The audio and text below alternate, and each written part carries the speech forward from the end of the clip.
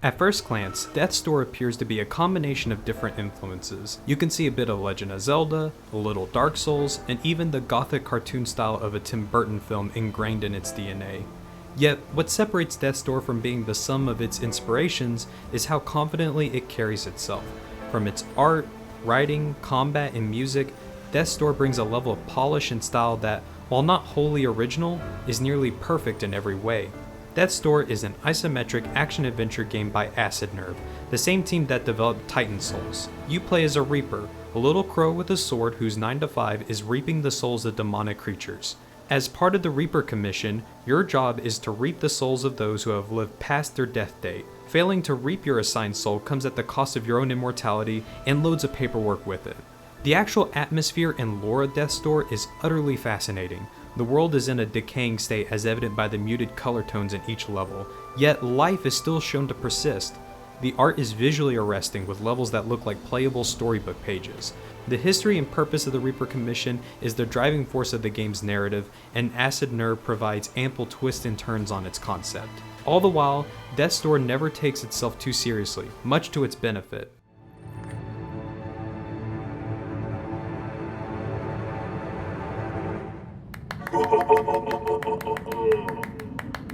Characters are memorable as their personalities are both charming and goofy. Take for example Pothead, the jovial knight who is as warm and friendly as the soup in his head. As far as gameplay goes, Death's Door is combat focused. Careful, decisive action is necessary to survive, and a few mishaps can easily spell your demise. How health works is that you start with 4 pips of health. No matter the attack or how you take damage, you lose 1 point of health. Any mistake can come at a costly price.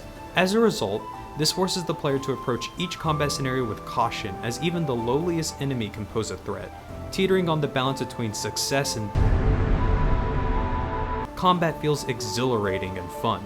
Players will find plenty of tense moments where they barely eke out a victory against a tough encounter. Death's Door can be tough, but also immensely rewarding. The boss fights especially deserve some praise. Each of the bosses have unique designs and personalities that make them so much fun to fight.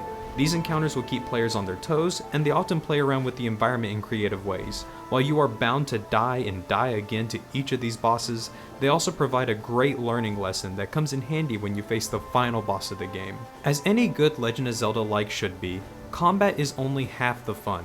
The game also encourages plenty of puzzle solving and exploration. It feels enjoyable to figure out some of these puzzles, especially the craftier ones in the later part of the game. As you progress, you'll gain different magical abilities that are not only handy in a fight, but will also open up new pathways for you to discover. Exploration is always rewarding. Whether you find a shiny new weapon or a secret boss, it's always worth it to stray off the path. Visually, the levels are already breathtaking as is, so a little bit of exploration is always a great excuse to take it all in. Not to mention, the music is phenomenal as it both inspires a sense of adventure while also being very chill.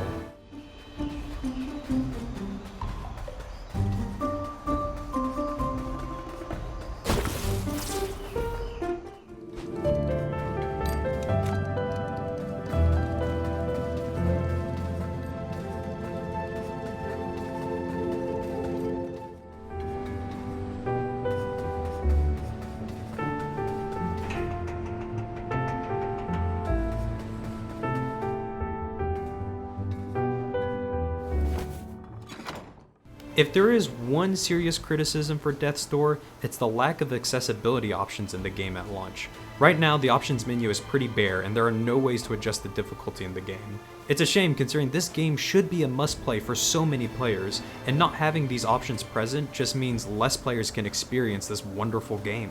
The game could really use some options like lowering the combat speed or having the option to adjust the camera zoom for players that are hard of seeing.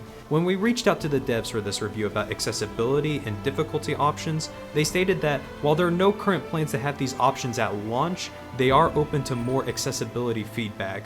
Hopefully, these kinds of options can be patched in the future. Death's Door has a relatively short runtime, about 8 to 10 hours to complete. But this is just one of its strengths rather than a flaw. There is simply no bloat on this game, and the pacing feels perfect, as there is never a moment where it feels like the game is dragging. Death's Door borrows elements from other games, but it never feels like an imitation, as these gameplay elements are refined to perfection. For this, we are giving Death's Door a 5 out of 5. There are hardly any faults to be found, and the energetic combat, wonderful art and music just rounds out the whole package. Death's Door is a must play, and if there is one game that is well worth your time, this is it. Thank you for watching.